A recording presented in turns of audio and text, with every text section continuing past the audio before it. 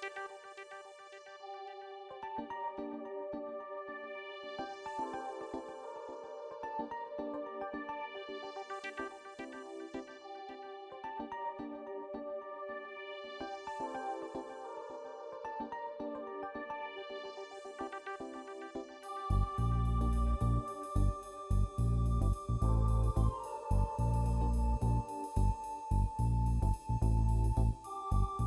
2019 work session of the Portland City Council. Today's agenda is to discuss the Southwest Corridor Transit Project, specifically the Crossroads alignment. Commissioner Udaley. Thank you, Mayor. I am just going to immediately turn this over to Teresa Boyle from Peabody. I am on now. So my first comment is, don't panic. There are 2 packets in front of you, but you only need one, and then one's for your staff, should somebody want one. Okay. Thank you for your time today. We are scheduled for 2 hours. It's my goal to do this in about an hour. I think that's a possible thing. I'd rather free you up. And in doing so, we'll just get started. So you have an agenda, and that's simply so you can take notes or do whatever you want. Also in your packet, you have something, you only need one of those 2 packets. There is a document called Exhibit C that is our guiding documentation from Southwest Corridor that that directed us to have work sessions. What I'm going to be speaking from today is a PowerPoint that is here on paper. So with me today is Leah Robbins from TriMet. Leah is the project director for Southwest Corridor, and she will be doing part of this presentation with me. And then Eric Engstrom will come up from BPS at the appropriate moment and provide some info. So I'm on page 2. Excuse me, you sound like you're underwater. I don't know. Oh, It's always like this. Let's try for this. work sessions. is this better? This is normal. Is that better? Yeah. Just put my snorkel on it. Glub, glub, And glub. actually, it's improved, Commissioner Hardesty, so, This is after the upgrade. yeah, we all sympathize. All right. I will do my best to be clear and actually to speak slowly enough so that if I am glubbing, you can still get that translation.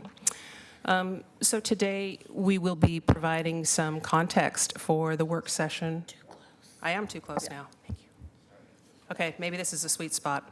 We're going to be talking about the Crossroads area of Southwest Corridor and why we're here today to have a work session. Does this microphone sound different? Yes, it Does does. it sound better? You don't sound like you're Mayor? underwater. Here you go. It's not the mic? It's the person? It's in the middle of the room, and the way the speaker system and everything is set up, the sound goes up. Every time we have a work session, I can be anywhere. you can't hear people. Yeah, she said she could be anywhere. It doesn't I can be anywhere. well for us. You watch this. I'll be anywhere. Anywhere, anywhere, anywhere, anywhere, anywhere. Is that better? Is that any better? Is that better? Yes, maybe it's because I'm Can you hear me now? Yeah, okay. All right. Here I am. 3 minutes. I know, sorry, that one was my bad. Now I've lost myself. So we'll be providing you some information, have an opportunity for public comment, and then give you a chance to do some discussion. So the impetus for these work sessions came from Council's adoption of the locally preferred alternative for Southwest Corridor in October.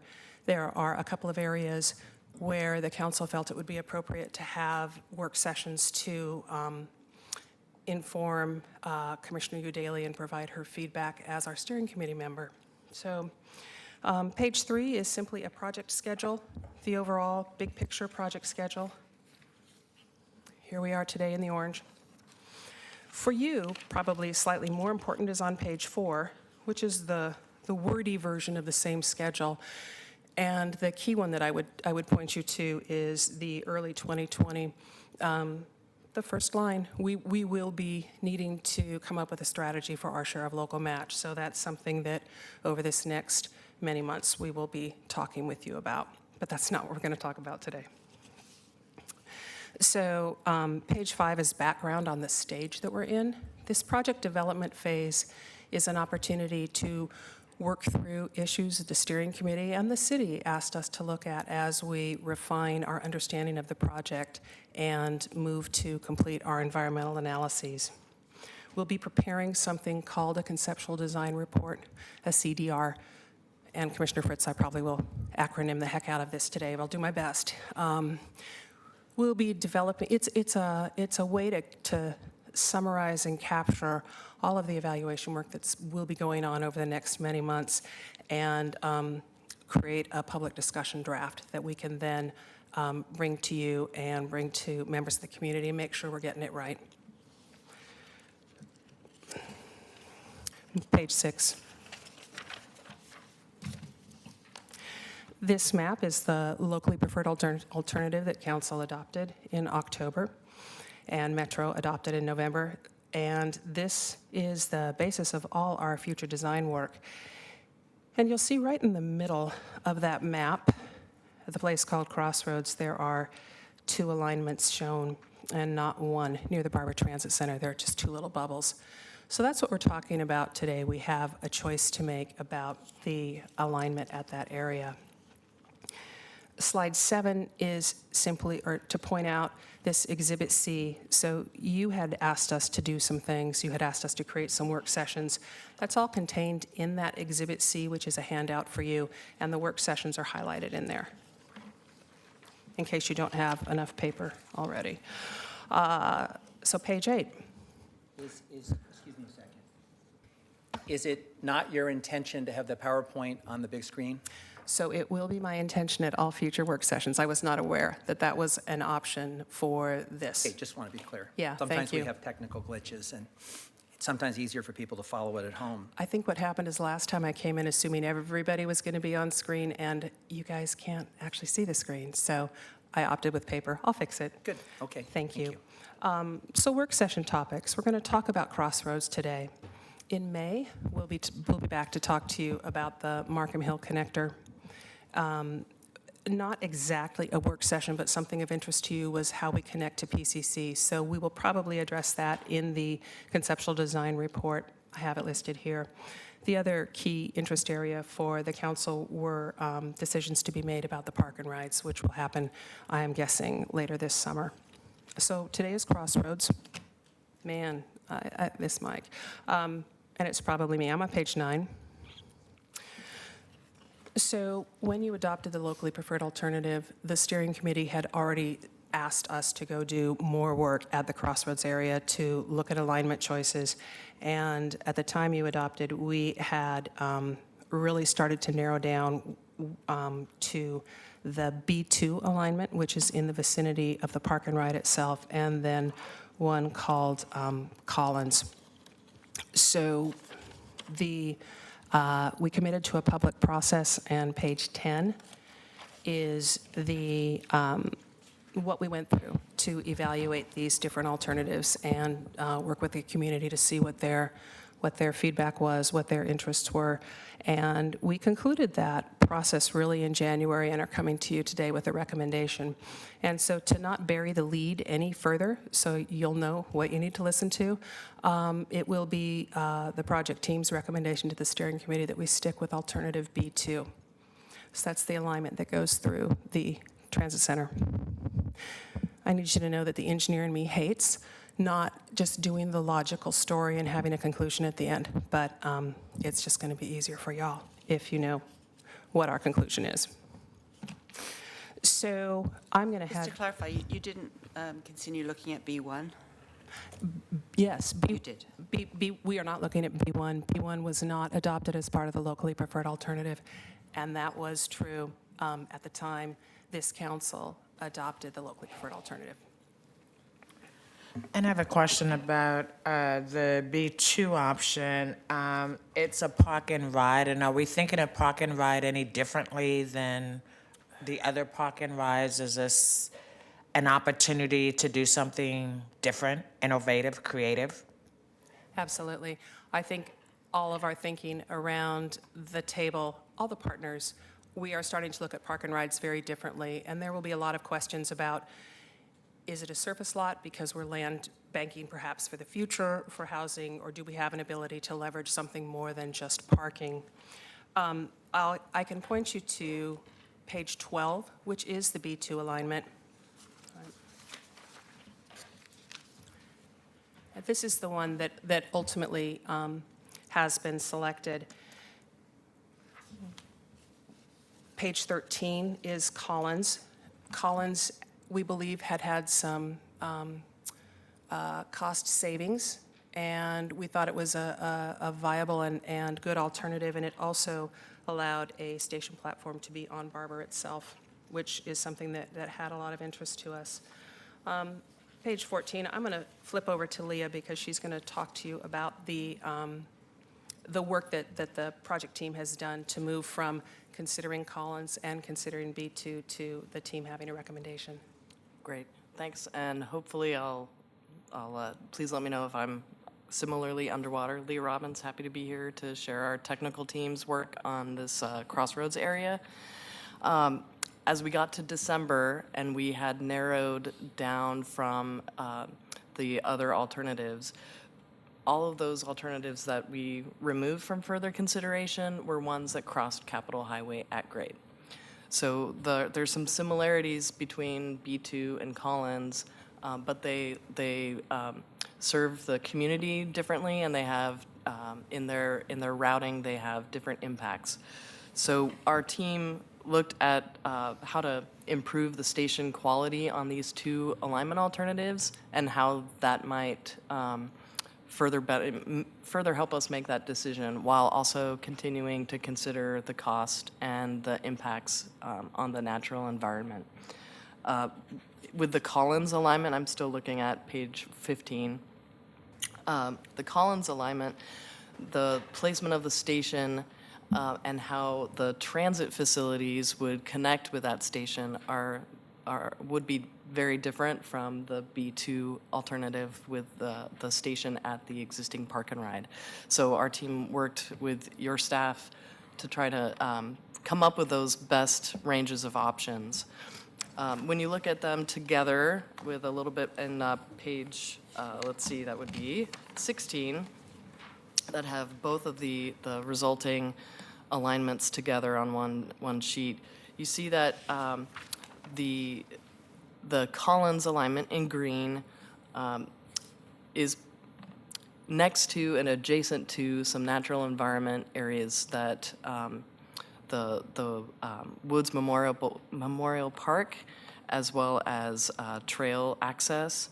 And we went through evaluation, and the same set of evaluation parameters that we did for the LPA alignment. So what are the impacts on neighborhoods, displacements of potential homes or businesses, as well as what are the other benefits of those two alignments.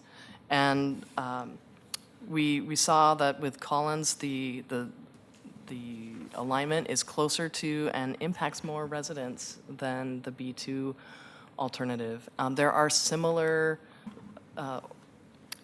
levels of impacts. Each one is going through a built environment, and we can't avoid those. But in looking at what the new impacts that came forward, especially with the natural environment, there was not enough of a benefit from the Collins alignment to warrant us to recommend that moving forward.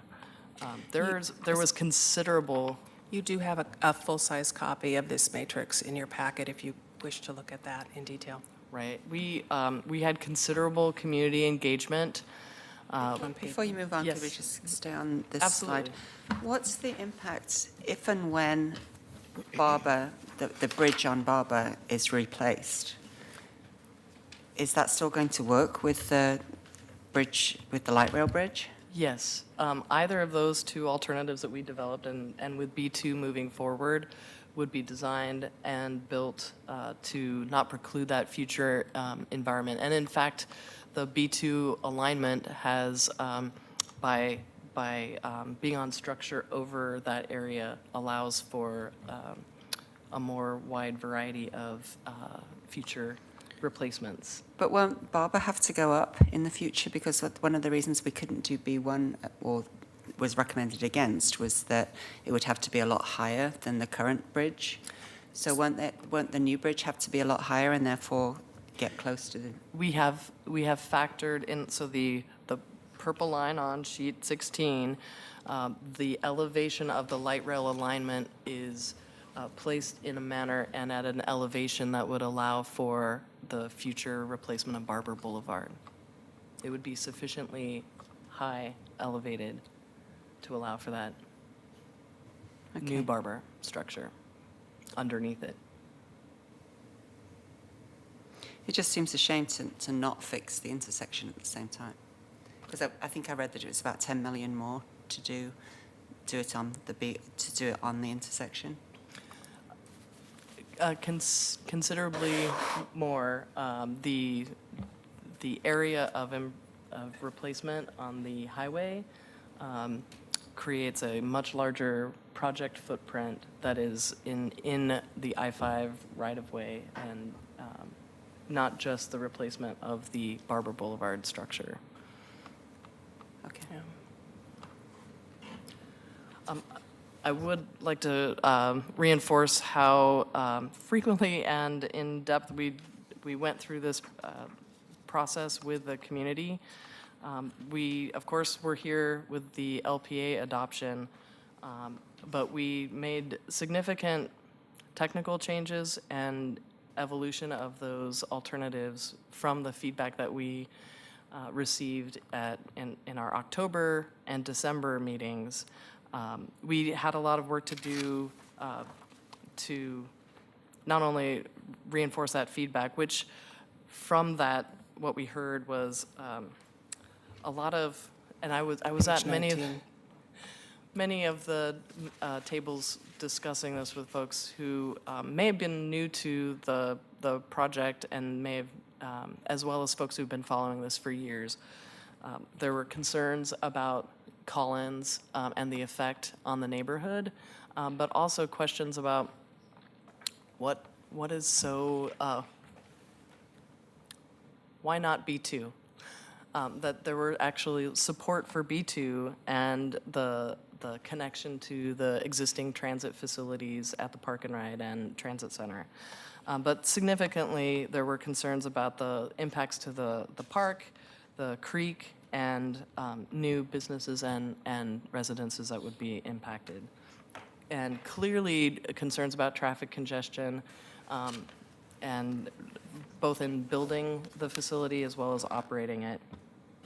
And all of our feedback reinforced the desire for comfortable and safe access to the facility as well as through the neighborhood along walking and biking.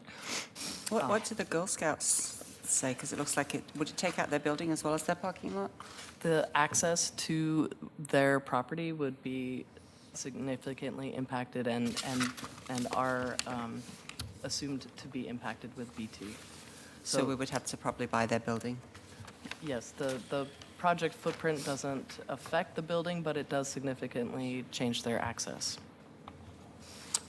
And so when you say that there was a lot of support for B2, what does that mean based on the feedback that you got? Could you give me a percentage? Was there like 65% of people said, yeah, this is the best thing since sliced bread, or? Well, so maybe not a best thing as sliced bread, but comparatively with the Collins alternative, there was Near unanimous. yet Near unanimous? The alternative routing came out of the project team. We were looking for a more cost-effective way to provide an alignment that would put a station on Barber Boulevard. Right. Collins did that. But the community felt like there were too many other drawbacks to yes. doing Collins. The great thing about the process is in our own evaluation and in bringing on the urban design team is we have identified a way to use B2 and to bring a station much closer to Barber, which is what shows as an alternate station on that map. One of the other things we did, I'm going to ask Eric to come up. One of the other things we were doing in our evaluations was to see which alignment, if there was a significant difference in terms of future land use in the area. Good afternoon. Can you guys hear me with this? Now How about there? we're on page 21. Good afternoon. My name is Eric Kingstrom. I'm with the Bureau of Planning and Sustainability. I'm going to provide some brief land use context for this decision, and I'm going to start on slide 21, just to make sure you're following with me. Back in 2013, the council adopted the Barber Concept Plan, and this slide shows just a few images from that. It identified key places along the entire corridor, and it provided some preliminary vision for how those places might evolve as time goes by into a more complete mixed-use community. So some of those views show the evolution of those places, including the crossroads. Moving to slide 22. The Crossroads was designed or designated as a town center in the Metro 2040 Growth Management Plan, and that vision was reaffirmed in 2016 when the council adopted Portland's new comprehensive plan. And the comprehensive plan established a hierarchy of places where we are trying to focus growth, the central city being the most intense of those places, along with Gateway. The most urban. Next in that hierarchy are town centers, which are intended to be kind of the biggest places in a quadrant of the city. And then going down the hierarchy further, the smallest nodes are called neighborhood centers in the comprehensive plan. So the town center is somewhere between those smaller neighborhood centers and the central city in scale. So do you want to do a little orientation on this map? Yeah.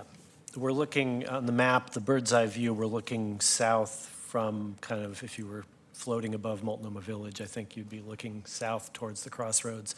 And during the light rail design process, BPS. Sorry, the purple line through there would be the light rail. Right.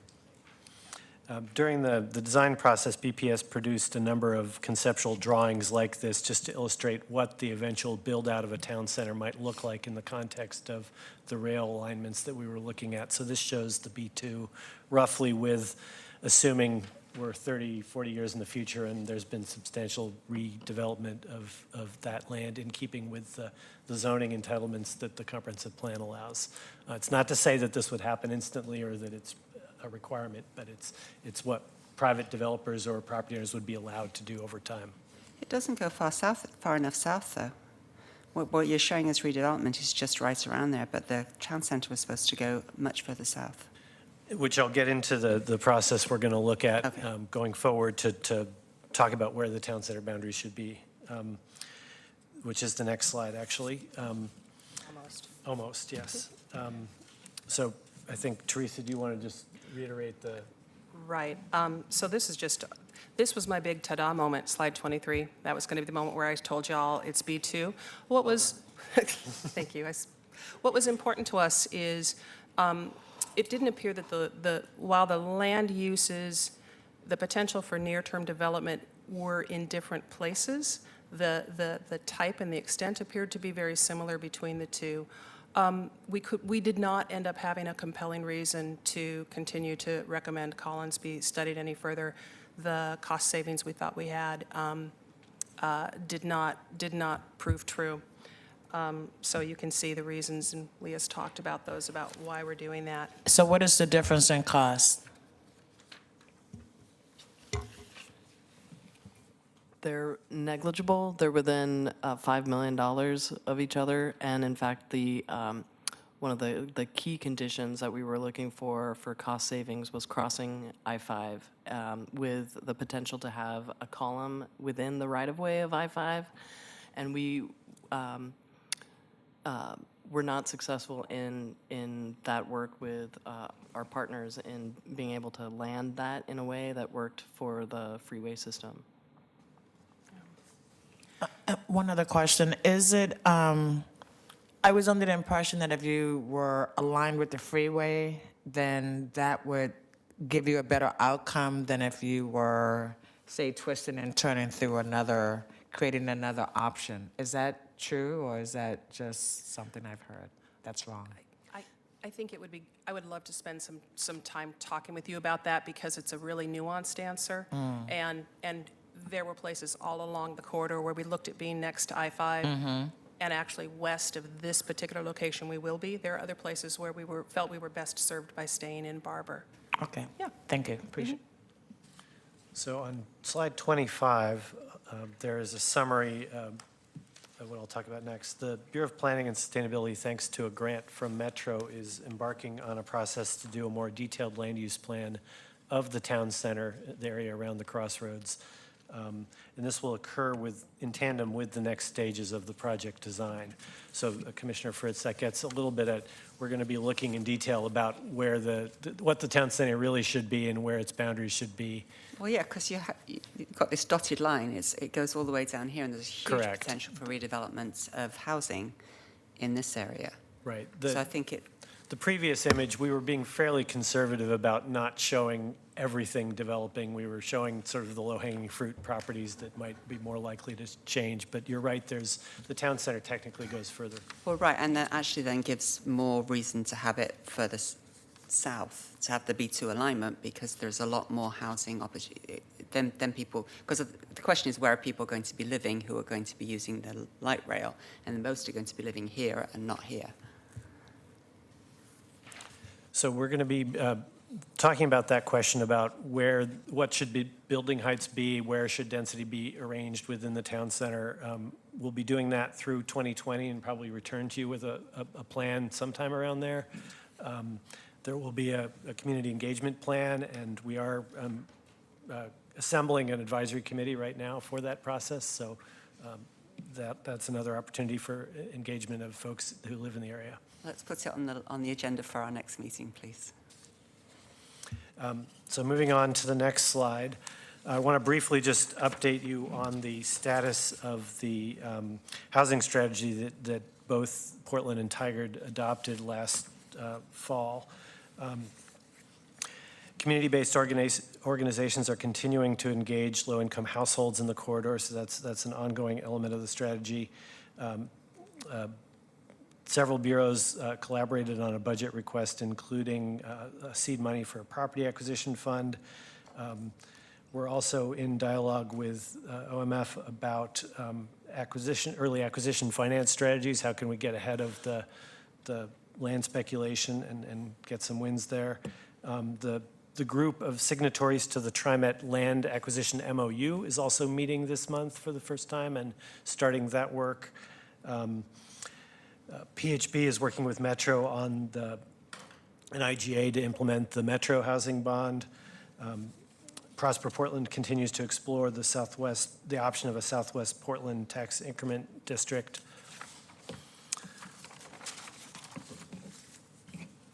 Moving to the next slide, Metro is also continuing work on its Southwest Corridor Equitable Development Strategies, otherwise known as SWEDS. That'll be headed to the Metro Council sometime this summer. The Metro strategy includes housing actions from the Portland-Tigard housing strategy, and it will continue to convene an oversight committee that project partners will use to seek further partnership with a community-led coalition and seek further philanthropic support to keep that going. And then there are several pilot implementation projects underway with community partners that are listed on the slide there. Turn it back over to Teresa, unless there are any questions about the land use. I just want to add, before we move forward, on page 26, the Southwest Corridor Equitable Housing Strategy. My office has been in routine contact with the group of stakeholders working on this. We're very committed to continuing that work, and in fact, when we met with them and they gave us their list of desired policies, they were all things we were already working on, or they were things precluded at the state level. So just know that we're very committed to anti-displacement measures. Do we know what the median income is for households in this area? We do, it's not in my head at this moment, but I can get that to you. And is this something that we've committed to? We've committed to this Southwest light rail line? Is this something that the city council has voted to support, or is this something that we're in the process of determining whether or not we want to do it? So the council has supported the idea of a project all along. The adoption of the locally preferred alternative was our city council saying the city of Portland believes that this is the alignment. We're in concert with the region, believing that this is the next regional facility to be built. Portland's skin in the game comes with a local match element. And what is that? And how much is that? And when is that due? Quarter 1, 2020. Quarter Quarter 1, one, 2020, and the ask has been somewhere in the vicinity of $80 million. Sorry. Commissioner Hardesty, in response to your question about median income, Markham Elementary School, which is right there, is a Title I school. Is it what? A Title I school. So that's a low-income community area. And so forgive my questions, you know, it's wonderful to be new, because then you can ask all kind of stupid questions and people actually try to answer them for you. And so I expect we're having these briefings because you're going to be coming back asking us to make a solid commitment to this, right, at some point? Or do you assume we've already made a solid commitment to this? We have made a commitment. We support the project. We've not yet made Well, our we can financial. support the project without necessarily putting a penny in it. I just want to be clear about what we've committed to. That's right. We've committed to continue to work on the project elements, continue with design, and look to develop our own strategy to bring local match to the project, which is something that we always do as a partner. You will end up voting on that. That's a contractual agreement, and that is what we intend to do in first quarter. Can I just observe that just to make sure that I'm on the right track too here, that we have conceptually signed on to this extension of the max. We are now looking at what the line would look like in a locally preferred option. As Commissioner Hardesty has noted, at some point, we have to decide whether we're going to put our local match in. The local match is not an arbitrary figure. It is the amount that the federal government requires us to put in order to leverage a substantial amount of federal funds to do this project. So, number one, we have to do a local match or decide whether we're going to do it. Number two is we have to convince the feds to fund this thing, which is a big lift. And number three is there's still a huge delta, so this would have to be part of some regional bond effort for transportation to find the funding. So all of those would have to happen, and then probably some before this happens. Am I correct on that, Commissioner? Okay, so we're at the very earliest stages of sort of doing the planning without clarity about whether we're going to have the funding. And the one thing I will say about transportation planning and funding that's different from other things council takes up is that once we build the foundation, we've had great success getting the funding. So we have a delegation that's worked really hard, and we've probably outperformed in terms of getting the funding. Someday that won't be the case.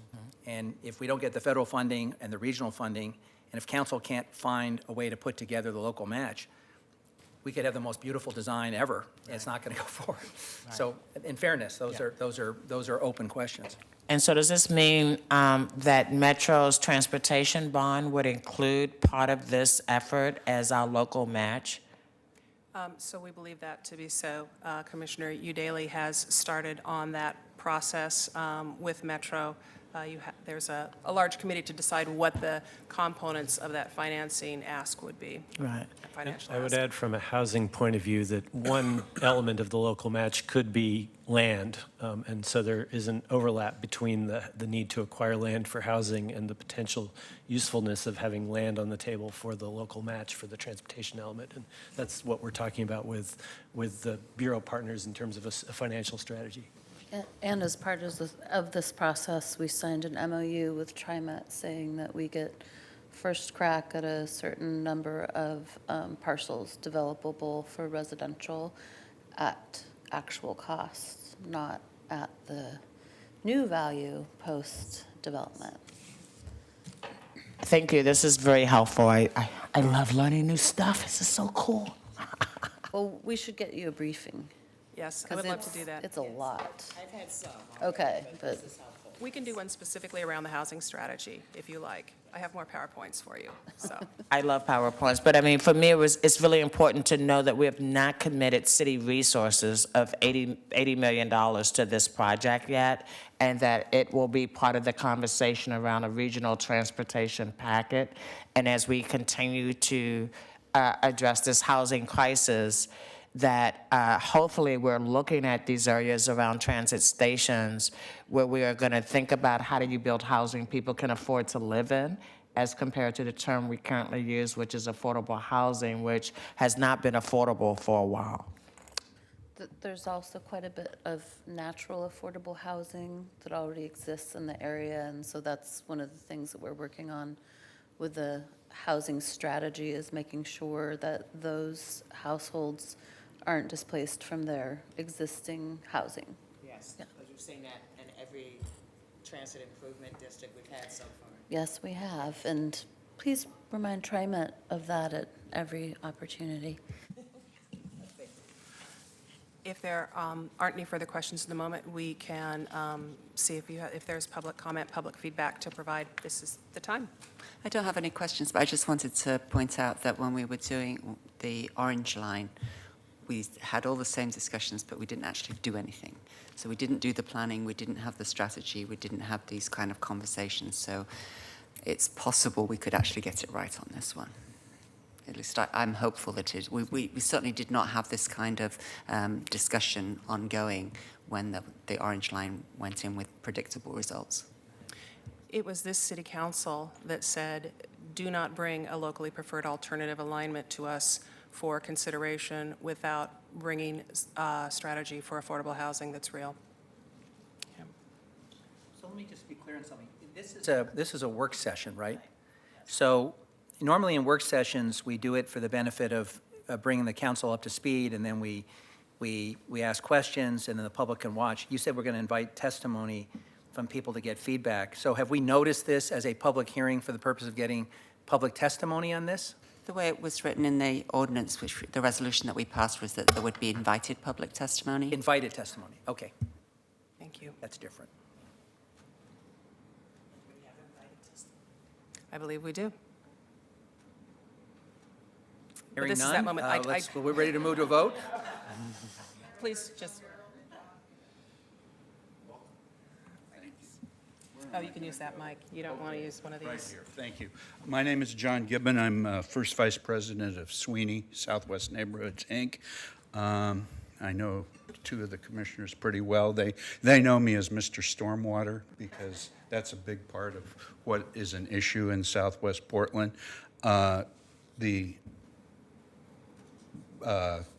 B2 that's been recommended to you today is, in my opinion, a much better alternative.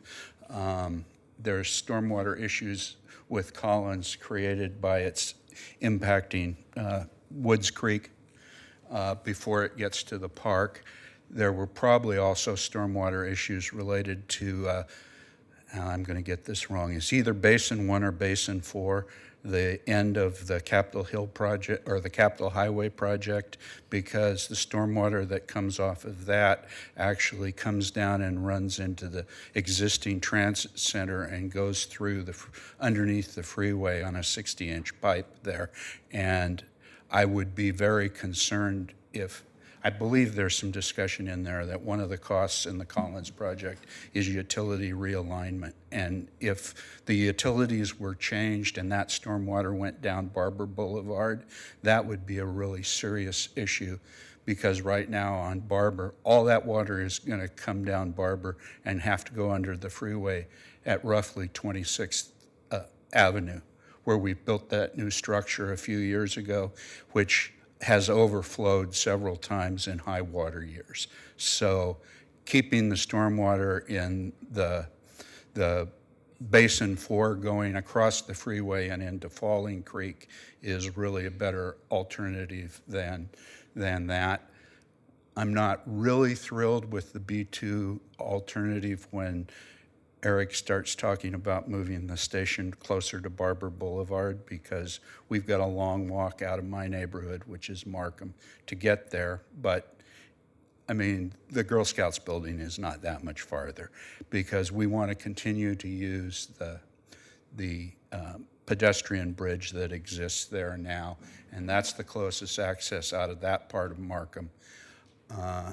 And the other thing I would tell you is, when you're looking at city match on this kind of situation, please remember that all this stormwater runs into, all the way from the crossroads to 22nd Avenue, just across the Multnomah overpass. All that stormwater runs into Tryon Creek, and all that stormwater runs down Tryon Creek all the way to the Willamette in Lake Oswego. And what it's done already twice in my lifetime, because I walked those streets when I was a young man a lot of years ago, going to law school there. We've got a main sewer line that goes to the Tryon Creek plant, and we've already had that sewer line basically get excavated by stormwater once, spent millions of dollars on fixing it while I was on PERB, and it will happen again. And we do have insufficiencies in our stormwater system on the south side of the freeway that we should consider as being part of what our match is. So thank you. I have a question for you, John. Sure. There's nothing really magical about the West Portland Town Centre line, other than that that's what we agreed to in the awful Southwest Community Plan. Do you think that folks in Markham would be interested in moving it down to Huber? As you mentioned, the pedestrian bridge here. Yeah. It would make sense to have the Huber Wilbard area upzoned as well. It would be, if we were moving it down, it'd be moving it to 35th. The pedestrian bridge is at 41st. Right. I think. That certainly would be realistic. Well, it's something I want to just float. For Yeah, your, and obviously there you can't is- speak for the neighborhood association without There asking them. is, in the Markham neighborhood, well, between the West Portland Park is on the west side of 35th, the Markham neighborhood is on the east side of 35th. There is multifamily housing down That's there. right. I thought, so this is actually part of West Portland Park, isn't it? Yes, Okay. it's West Portland Park till you get to 35th. John, can I also take this opportunity, and Mary Ann is here as well. You said you were the stormwater guy. I think on behalf of the Portland Bureau of Transportation and the Bureau of Environmental Services, we owe a debt to you both and many other activists in Southwest who have for a long time said that BES and PBOT should collaborate differently, work together differently, that when they're planning upgrades of roads, we should work in tandem. This is something that's been in the works now for a number of years. Long before Commissioner Udaley took over transportation, and long before I had the honor of leading the Bureau of Environmental Services, there was history. But the fact is that we are working together better, and some of the fruits are evident in projects we're doing in Southwest. So thank you both for your advocacy around that. Just on that point, transportation and BES, you keep learning things. I pulled up Portland maps today to check the downstream flow of Tryon Creek.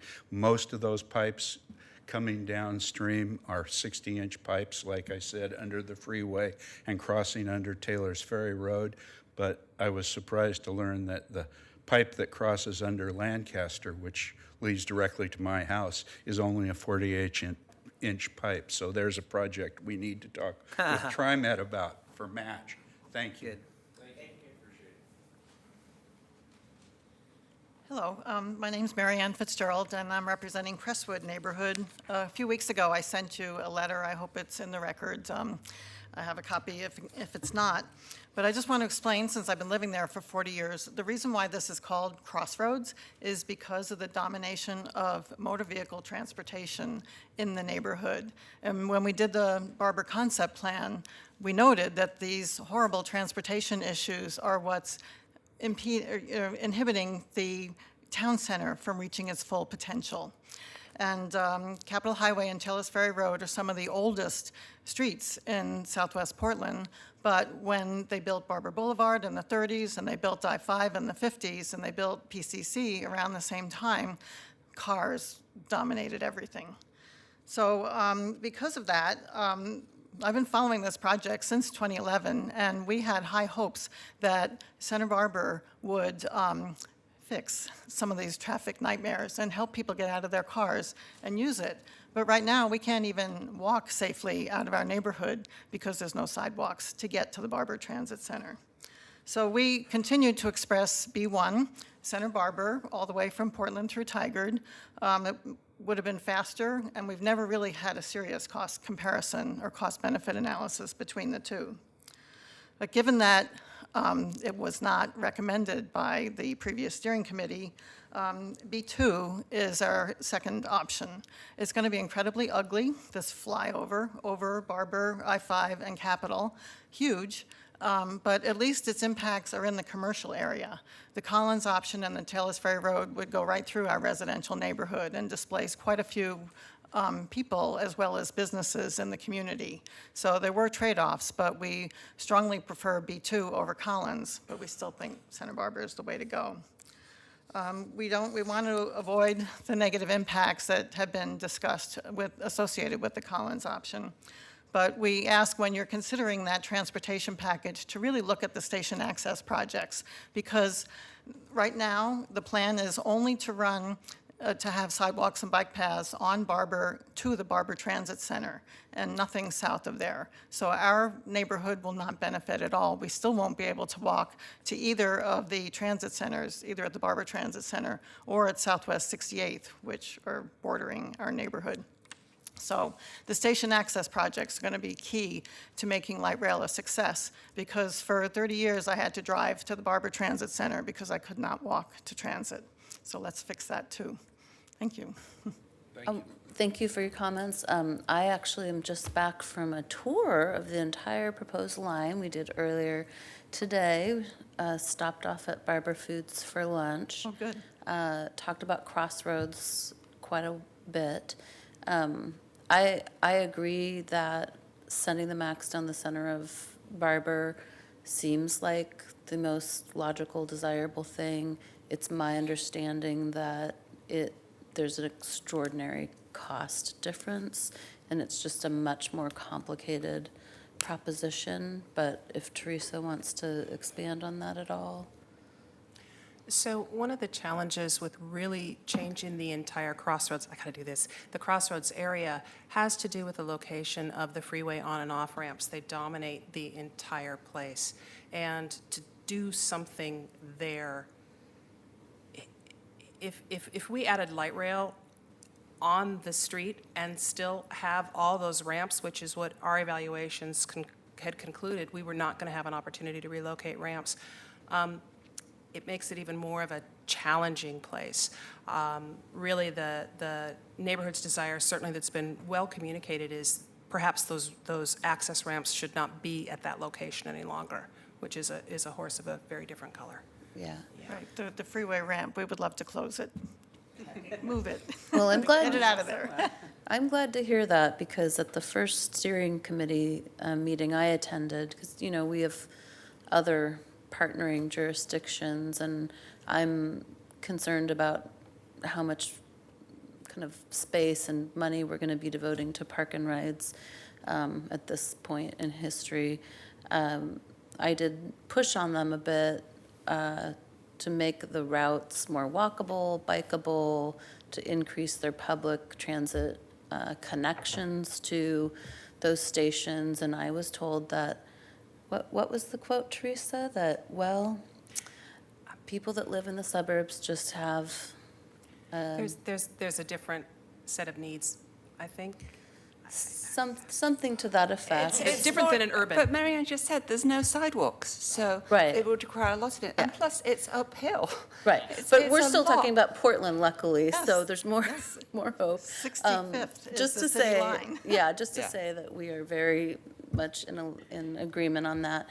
And I would love to solve the Crossroads issue. I mean, we watched people crossing illegally that could have been hit. We saw teenagers walking in unprotected bike lanes because there's no sidewalks. What was the other thing that we saw? Can't, We had the discussion yesterday about crosswalks and when the light changes. Yeah. The countdown on crossing Barber here is 35 seconds. So as soon as the light goes walk, and then instantly Yeah. it starts counting down from 35, and you can just about make it across to and the other side. because of the kind of severe angles, yeah, Yeah. yeah, because of the angle at which the streets intersect, you are traveling a lot farther than you would be at a typical intersection. So obviously, that whole area was just developed as a conduit for vehicles, and I'm really committed to moving away from that. I don't know, I'm not saying that fixing Crossroads will be part of the Southwest Corridor plan, but it is now on my radar, and I don't know. Have you taken the transportation class at PSU, Bunny? Many years ago, I yes. figured you had. There are so many brilliant people in my class. Maybe someone, I'll put it out. We have a Facebook page now. Maybe we should have a public contest to fix crosswords. I know the engineers at PBOT will just love me for saying that. But, hey, I'm also the commissioner in charge of, civic engagement. So, yeah, all right. Thank you so much. Thank you for your testimony. So this is your opportunity, if you have feedback for Commissioner Udaly before she votes with the steering committee on March 11th regarding the decision to select Collins or B2. Well, of the choices that are on the table, I think the B2 is far better. And then particularly considering that there's a lot of redevelopable area around the southern part, across the south of the freeway, and not very much north of the freeway. So you want to put it where there's going to be some potential. So yeah, I support it.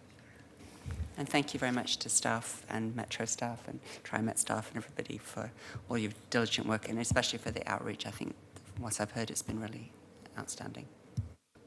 I concur with that statement, and I know that Commissioner Udaly shares my concern about us subsidizing parking lots, and my concern about us subsidizing what we think is affordable housing, but people actually can't afford to live in it.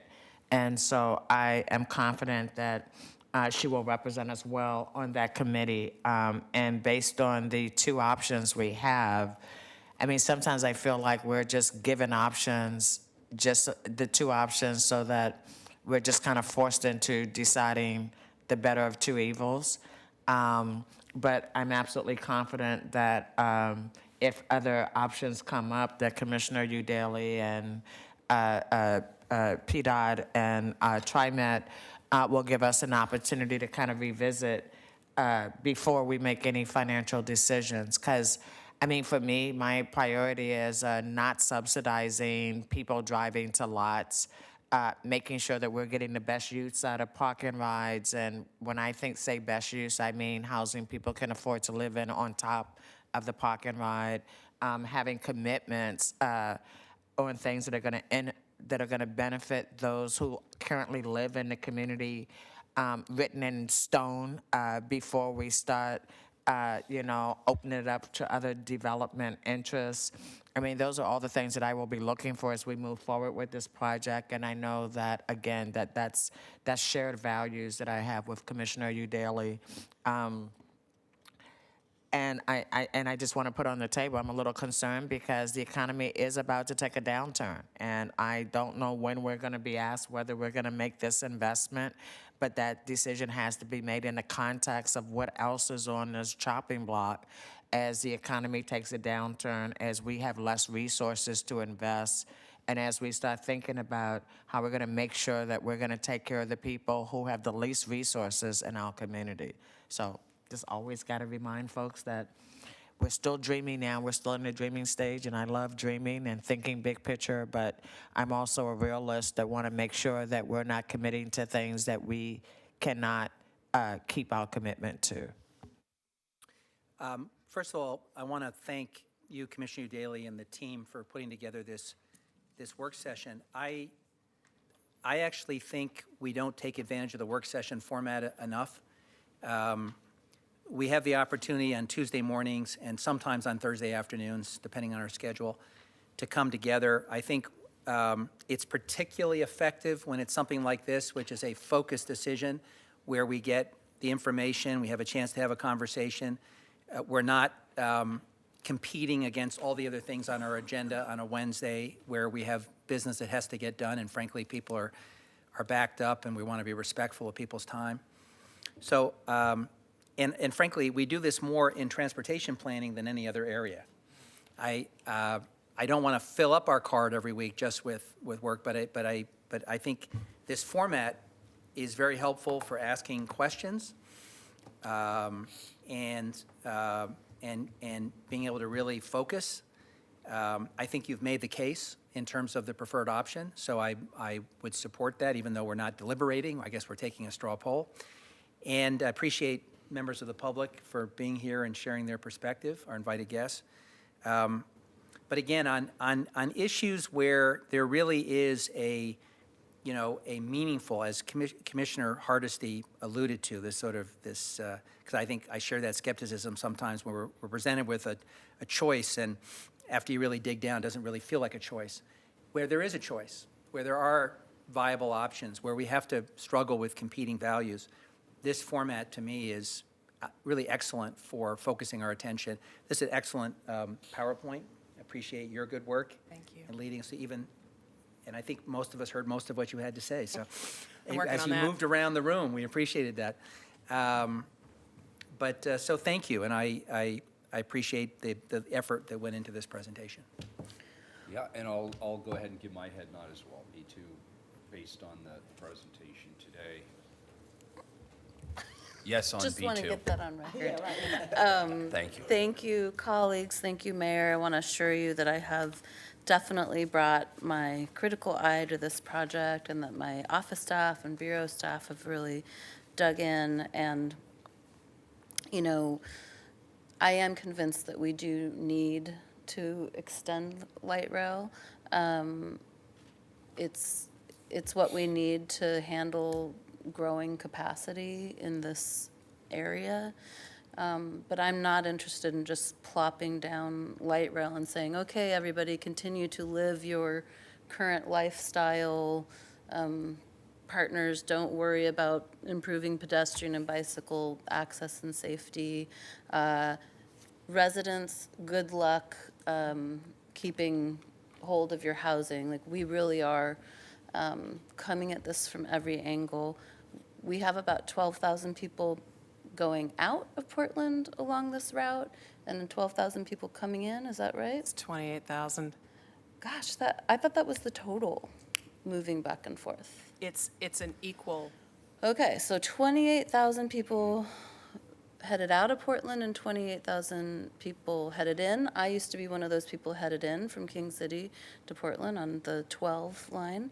When I hear that, my mind doesn't necessarily go to light rail. It goes to how can we create more housing that's affordable and desirable to workers who are moving in and out, because light rail or private vehicle, that's a lot of time to spend commuting, but that's another conversation. Thanks, everyone. I know every alternative came with compromises and consequences that not everyone's happy with, but I think we've gotten to the best solution for this tiny portion of the Southwest corridor.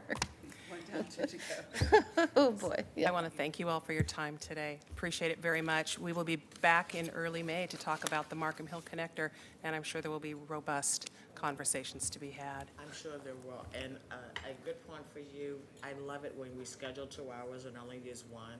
You make brownie points that way. Do my best. Thanks, y'all. Thank you, everybody. We're adjourned.